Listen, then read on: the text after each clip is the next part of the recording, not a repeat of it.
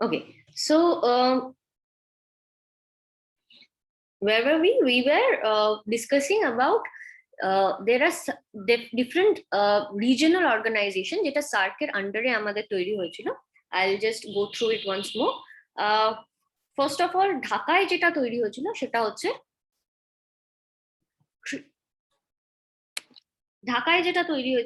হচ্ছে কৃষি তথ্য কেন্দ্র, মানে agricultural and whatever is related to the entire agricultural plots and everything, that সেটা রাখা হচ্ছিল ঢাকাতে. কাঠমান্ডুতে রাখা হলো, কাঠমান্ডু became the যক্ষা কেন্দ্র হলো. নয়াদিল্লি যেটা হলো সেটা হচ্ছে দলিল সংরক্ষণ, whatever agreements and everything was being done, সেটা রাখা হচ্ছে নিউ দিল্লিতে. ঢাকায় তার পরবর্তীকালে আবার নতুন ভাবে তৈরি করা হলো হচ্ছে আবহাওয়া গবেষণা কেন্দ্র, ওয়েদার রিপোর্টস, বিভিন্ন যে ওয়েদার রিলেটেড যা আছে, ধর ক্লাইম্যাটিক চেঞ্জেস যেগুলো হচ্ছে, বা বনজ সংরক্ষণ কেন্দ্র যেটা আছে, বা পলিউশন কন্ট্রোলের জন্য যে স্টেপস গুলো নেওয়া উচিত এক্সেট্রা জিনিসপত্রগুলো যেগুলো হচ্ছে, সেগুলো বেসিক্যালি ঢাকায় তৈরি, সেই গবেষণা কেন্দ্রটা সার্কের ঢাকায় তৈরি করা হলো. ইসলামাবাদে তৈরি হলো হচ্ছে মানব সম্পদ উন্নয়ন কেন্দ্র, হিউম্যান রিসোর্স ডেভেলপমেন্টের জন্য যে ভেরিয়াস নেসেসিটি বা যে জিনিসগুলো হলো, যে জায়গাগুলো প্রয়োজনীয় জায়গা ছিল, সেটা তৈরি করা হলো ইসলামাবাদে. অ্যাপার্ট ফ্রম দ্যাট, ইসলামাবাদে অবস্থিত শক্তি কেন্দ্র হলো নিউক্লিয়ার পাওয়ার এবং পাওয়ার যে কনসেপ্ট গুলো আছে, যে যে জিনিসের আমরা বিভিন্ন ইকোনমিক পাওয়ার হতে পারে, that can be any kind of cultural power, social power, যে পাওয়ার কনসেপ্টে যে বিভিন্ন চুক্তি বা পাওয়ার কনসেপ্ট কিভাবে এগিয়ে নিয়ে যাওয়া যায় সাউথ এশিয়ান রিজিয়নটাকে, সেটাও তৈরি করা হলো হচ্ছে ইসলামাবাদে. And last but not the least, নিউ দিল্লিতে আবার যে তৈরি করা হলো হচ্ছে বিপর্যয় নিয়ন্ত্রণ কেন্দ্র, মানে কোনো ক্যালামিটি যদি হয়, ন্যাচারাল ক্যালামিটিস যদি হয়, আর্থকুয়েক থেকে শুরু করে বিভিন্ন যে ধর সাইক্লোনস ইত্যাদি জিনিসপত্রগুলো যদি হয়, ড্রাফটস বা anything, any kind of thing, floods, যেগুলো ন্যাচারাল ক্যালামিটি হিসেবে আমরা ধরি, সেই ন্যাচারাল ক্যালামিটিস গুলোকে কাউন্টার করার জন্য কি কি পদক্ষেপ সাউথ এশিয়া নিতে পারে, এবং সেটা নিউ দিল্লিতে ক্রিয়েটেড হলো. সাউথ এশিয়ার যে কোনো রিজিয়নেই যদি কোনো ন্যাচারাল ক্যালামিটি হয়, তাহলে সেটা কিভাবে কাউন্টার করা যাবে, সেই সেন্টারটা তৈরি করা হলো হচ্ছে ইন্ডিয়াতে, মানে নিউ দিল্লিতে. অ্যাপার্ট ফ্রম দ্যাট, দক্ষিণ এশিয়ার বিভিন্ন মানুষের জন্য সংযোগ একটা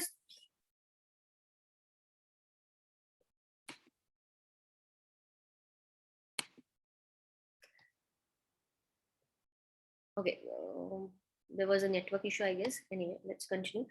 সংযোগ স্থল তৈরি করা হলো, সেটা কি হলো? প্রথমত হলো হচ্ছে SAARC audio visual exchange programme. SAARC audio visual exchange programme. Other than that, there was SARC scheme for promotion of organized tourism.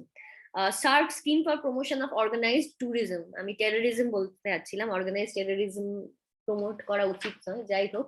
So jokes apart, it's for tourism, যে একে অন্য জায়গায় যদি বেড়াতে যাওয়া হয়, তাহলে সেখানে অনেক রকম ভাবে সেটার উন্নয়ন করা যেতে পারে অনেক দিক থেকে. যেমন ধর আমাদের north Bengal, since we are situated over here, north বেঙ্গলে কিরকম ভাবে বিভিন্ন জায়গা আছে যেগুলো ইউজ করা যেতে পারে ফর ইটস ইকোনমিক ডেভেলপমেন্ট ট্যুরিজমের থ্রু দিয়ে.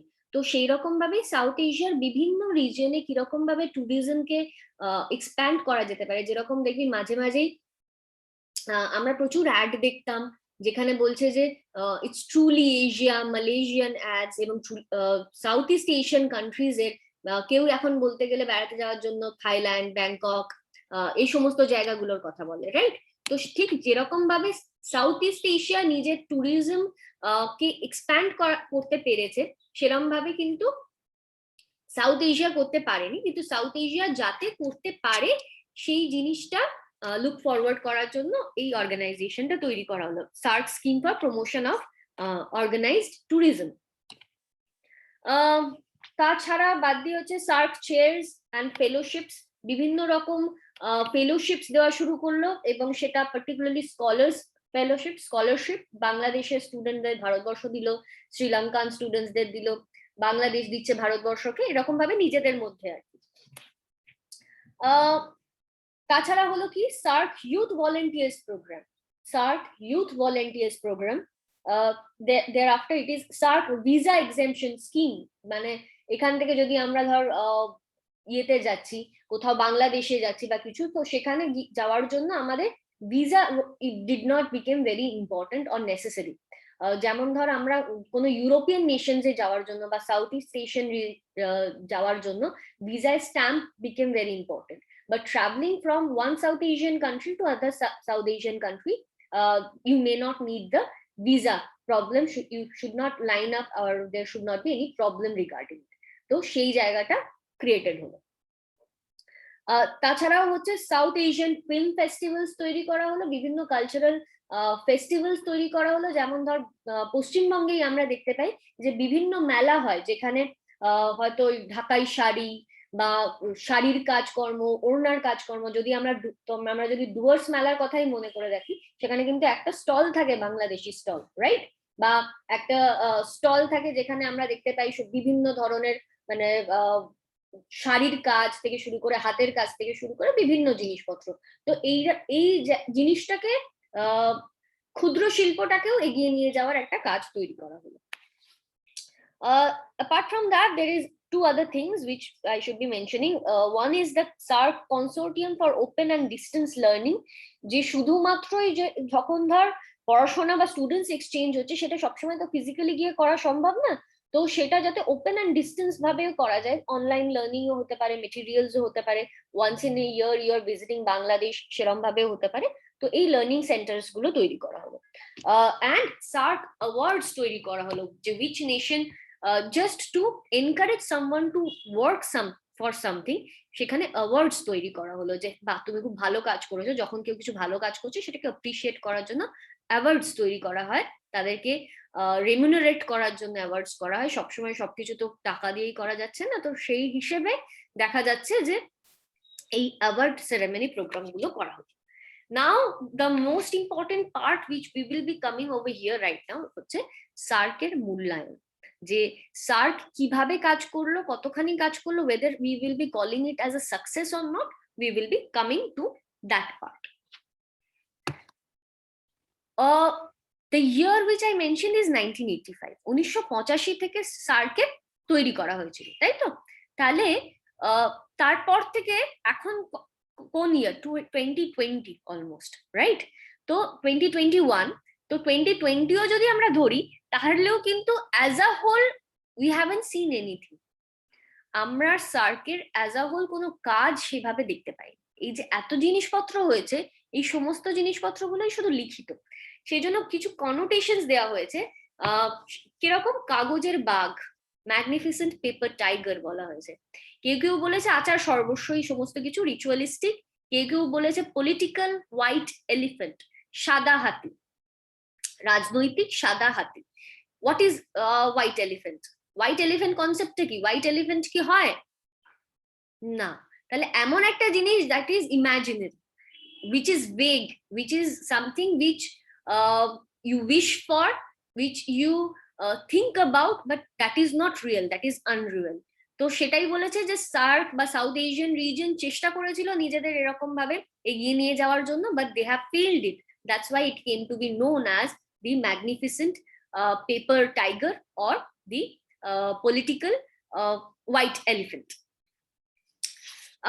কেউ কেউ আবার এটাকে রিজিয়নাল পাস্ট টাইমও বলেছে, যে ওই রিজিয়নের কিছু করার কাজ নেই, দ্যাটস ওয়াই একটু পাস্ট টাইমের জন্য চলো একটু মিটিং মিছিল করি, তো that's why this is being called a regional pastime. Secondly, this was the first concept. Secondly, যেটা হয়েছিল 1991-এ কোলম্বোতে হয়েছিল সার্কের শীর্ষ একটি সম্মেলন 1991-এ, যেখানে বলা হয়েছিল যে সাউথ এশিয়ান কান্ট্রিজ এর পভার্টি এলিভিয়েশন করা হবে, যে দারিদ্র দূরীকরণ করার জন্য বিভিন্ন স্টেপস নেওয়া হবে। কিন্তু সেই ক্ষেত্রে দাঁড়িয়ে পভার্টি মানে still South Asian countries and regional যে অর্গানাইজেশনের যারা members, they are still poor, their poverty level is still very high প্রত্যেকটা ক্ষেত্রে। তার মানে কি? তার মানে কি সার্ক যেটা ভেবেছিল করবে, they are not successful in doing that thing. Regional development, economic development তারা যেভাবে করবে বলেছিল, সেই জিনিসটা তারা করতে পারেনি, they failed in it. Third point is over here, the region 1987 A particularly third যে সেশন হয়েছিল সেখানে বলা হয়েছিল যে regional convention on suppression of terrorism, সেই আঞ্চলিক যে আমাদের অর্গানাইজেশনে যে মিটিংটা হয়েছিল সার্কের, সেখানে বলা হয়েছিল যে রিজিওনাল টেররিজম বন্ধ করা হবে, কিন্তু সেই টেররিজম বন্ধ করারও কোনো রকম কাজকর্ম দেখা যায়নি। পাকিস্তানেও তার পরবর্তীকালে টেররিজম হয়েছে, তার পরবর্তীকালে আমরা দেখেছি মুম্বাই অ্যাটাক হয়েছে ভারতবর্ষে, শ্রীলঙ্কাতে অ্যাটাক হয়েছে। তো again in this field SARC failed. Thereafter fourth point, আচ্ছা টেরোরিজম নিয়ে প্রচুরবার কনভেনশন হয়েছে, শুধুমাত্র 1987 এ না, তার পরবর্তীকালেও এটা নিয়ে আলোচনা হয়েছে, কিন্তু কোনো রকম ফলাফল হয়। Fourth thing is particularly how India is behaving in SARC.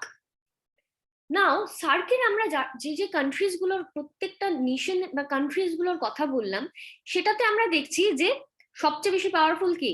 Bharatvarsha, তাই তো? ভারতবর্ষ যদি সবচেয়ে বেশি পাওয়ারফুল হয়, তাহলে the way America is playing big boss in the entire world or in United Nations, in সম্মিলিত জাতিপুঞ্জে আমরা মার্কিন যুক্তরাষ্ট্রের ঠিক যে রোল দেখতে পাচ্ছি, কিছু ক্রিটিক্সরা বলছে that is the same role which India is playing in South Asia. Whatever they are deciding, they are doing it. It is some sort of regional hegemony যেটা India is trying to expand in South Asian region. South Asia সার্কের মধ্যে ভারতবর্ষের এগেইনস্টে যারা criticise করছে, তারা বলছে যে ভারতবর্ষ সেইভাবে যেভাবে পাওয়ারফুল হিসেবে অন্য নেশনকে পাওয়ারফুল করে তুলতে পারতো রিজিয়নাল কোঅপারেশনের থ্রু দিয়ে, শুধু রিজিয়নটাকে পাওয়ারফুল করে তুলতে পারতো, সেটা তারা করেনি।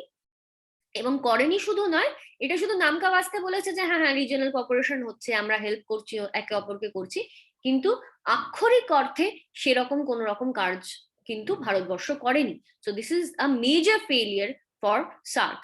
আমি প্রথমেই যেটা ইয়ার্কি মেরে বলছিলাম যে কি হয়েছে, বেসিক্যালি ফুটবল খেলা হয়েছে, তাছাড়া আর সার্কের আন্ডারে তেমন ভাবে কিছু হয়নি। Not only that, the part which I mention সাফটার ব্যাপারে যে free trade agreement South Asian রিজনে করা হয়েছিল, সেই ফ্রি ট্রেড এগ্রিমেন্ট অনুযায়ীও খুব বেশি ডেভেলপমেন্ট কিছু হয়নি। মানে এই যে বলা হলো যে একে অপরকে হেল্প করবে, বা আগে হয়তো 8 টাকা দিয়ে শ্রীলঙ্কার থেকে জিনিসটা আনতে সুবিধা হবে, 7 টাকা দিয়ে আমরা মালয়েশিয়ার থেকে আনবো না, কিন্তু সেই সমস্ত জিনিসগুলো ফলো করা হয়নি সেইভাবে। As a result of which as a whole SAFTA failed, যেটা সবচেয়ে ইম্পর্টেন্ট জিনিস ছিল ইকোনমিক ডেভেলপমেন্টের জন্য, that free trade agreement failed completely. That's all. মানে যখনই আমরা সার্কের বিষয়ে আলোচনা করব বা আমরা যখনই বলবো বা পড়বো, তখনই আমাদের এইখানে মূল্যায়নটা করে সাফটা অব্দি এসে we will be ending the entire SARC's evaluation. Then why it is still important whenever we study some concept, why it is still important, because SARC is still there, SARC এর এখনো মিটিং হচ্ছে, কিন্তু আমরা সেইভাবে সেই জিনিসগুলোকে মিটিংটাকে materialise করতে পারছি না। মানে কিরকম, ধর পরীক্ষার আগে তোরা একটা রুটিন বানালি, যেটাতে লিখলি যে আমরা 12 ঘন্টা পড়বো, কিন্তু 1 ঘন্টা উপরে উঠতে পারলি না। তো দিস ইজ দ্য কনসেপ্ট। বলছে যে খাতায় কলমে দেখা যাচ্ছে যে একটা বিশাল জিনিসপত্র তৈরি করা হচ্ছে, কিন্তু সেই জিনিসটা ক্রিয়েট করা হচ্ছে না, সেই জিনিসটা মেটেরিয়ালাইজ করা যাচ্ছে না। So that's all, jokes apart.